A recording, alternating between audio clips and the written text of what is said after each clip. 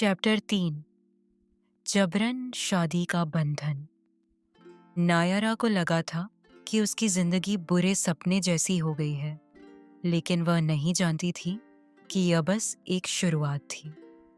सुबह होते ही नौकरानी ने आकर उसे उठाया।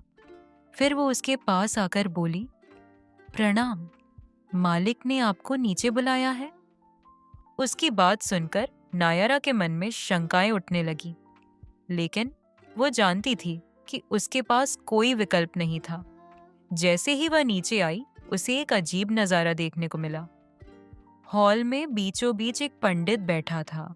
वहीं एक भव्य मंडप बंधा हुआ था और चारों तरफ जैसे किसी शादी की तैयारी हो रही थी। नायरा हैरानी में इधर उधर देखने लगती है। फिर वह सीढ़ी पर रेलिंग को पकड़कर बोली, यह क्या हो रहा है?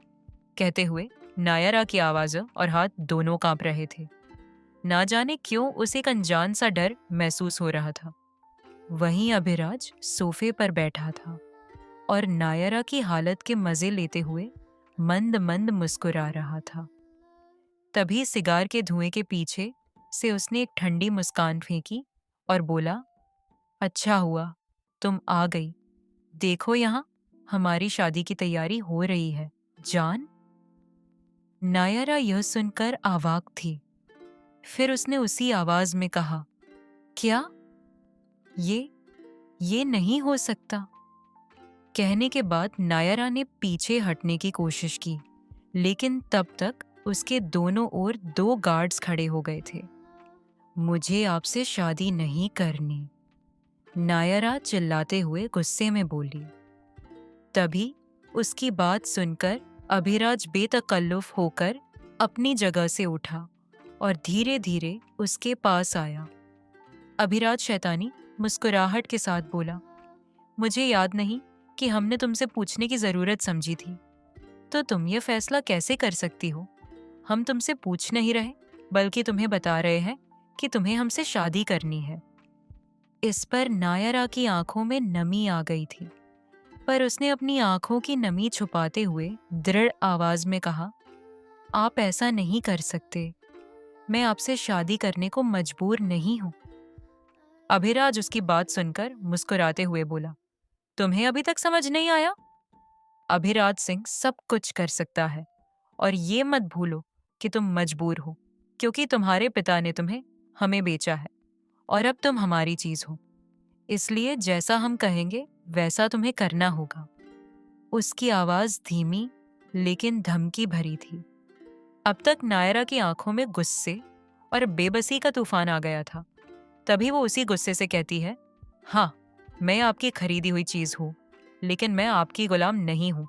मैं सिर्फ तब तक यहाँ हूं जब तक मैं आपके सारे पैसे नहीं लौटा देती। फिर मैं हमेशा हमेशा के लिए यहाँ से चली जाऊंगी। इस पर अभिराज ने उसकी ठुड्डी को अपनी उंगलियों में थामा और बोला, पैसे किसे चाहिए?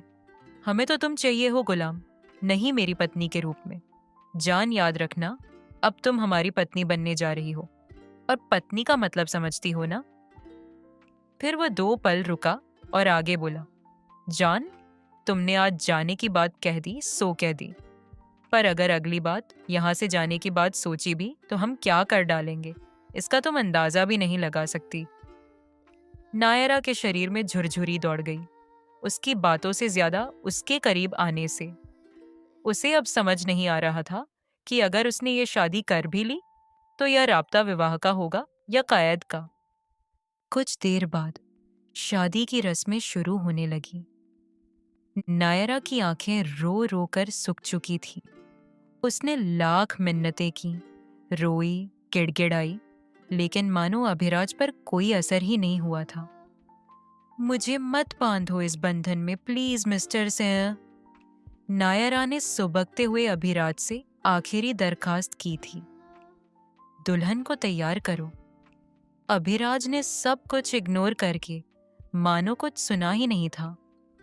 तभी कुछ नौकरानियों ने जबरदस्ती नायरा को लाल जोड़े में सजा दिया, लेकिन दुल्हन की हयासाज सजा से ज्यादा उसकी आंखों में आंसू था और मन में आक्रोश।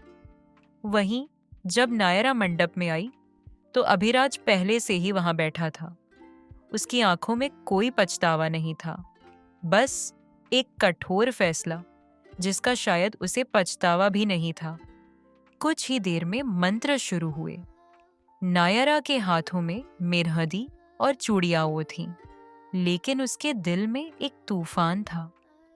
जब सिंदूर डालने का समय आया तो उसने अपना सर दूसरी तरफ करके अपनी बेरुखी से फिर से इस शादी का विरोध किया, लेकिन अभिराज ने उसकी कलाई पकड़ ली और जबरदस्ती उसकी मांग में सिंदूर डाल दिया।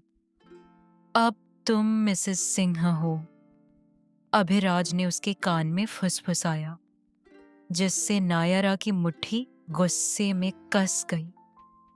साथ ही नायरा की आंखों से आंसू बह निकले थे। आज वो उस राक्षस की बयाता बन गई थी जिससे शायद वो अब सबसे ज्यादा नफरत करने लगी थी। तभी उसने उसकी आंखों में देखते हुए ही मन कहा, आपने मुझे खरीद लिया, लेकिन मेरे दिल पर हक कभी नहीं पा सकोगे मिस्टर सिंह। अभिराज ने भी मानो उसकी मन की बात सुन ली थी। तब उसने एक हल्की हंसी के साथ खुद से कहा, देखते हैं नायरा अभिराज सिंह के जुनून से आगे कब तक तुम बच पाओगी।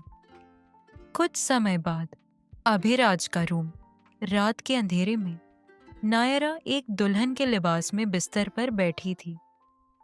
तभी कमरे का दरवाजा खुला और अभिराज अंदर आया। उसकी आंखों में कुछ ऐसा था जिससे नायरा की धड़कनें और तेज हो गईं। तभी नायरा ने जल्दी से खुद को संभालते हुए कहा, आपने मुझसे शादी की क्योंकि आपको लगा कि शादी के बाद मैं आपकी हो जाऊंगी। अगर आप ऐसा सोचते हो तो ऐसा कभी नहीं होगा, कभी नहीं।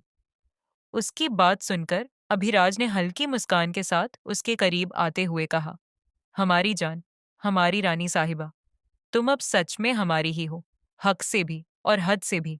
और बीवी, ये सच तुम जितनी जल्दी मान लो उतना ही अच्छा होगा तुम्हारे लिए और हमारे भविष्य के लिए भी। इतना कहते हुए उसका हाथ नायरा की कमर पर कस गया और तभी उसने उसे अपनी ओर खींच लिया।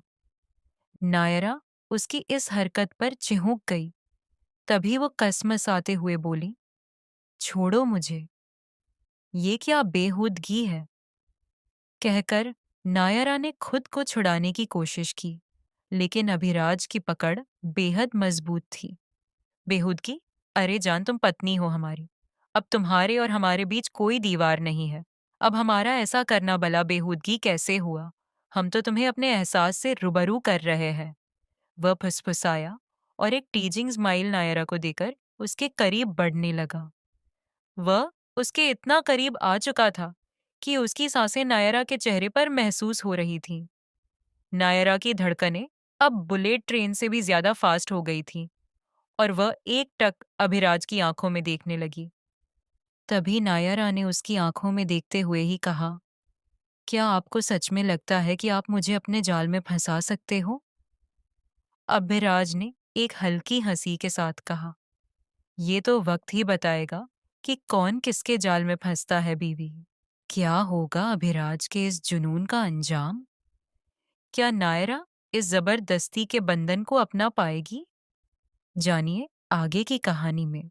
अगर आपको वीडियो पसंद आया हो तो लाइक करें, कमेंट करें और चैनल को सब्सक्राइब करना ना भूलें। बेल आइकन दबाएं ताकि नई वीडियो की नोटिफिकेशन सबसे पहले आपको मिले। बाय पोकीज, टेक केयर।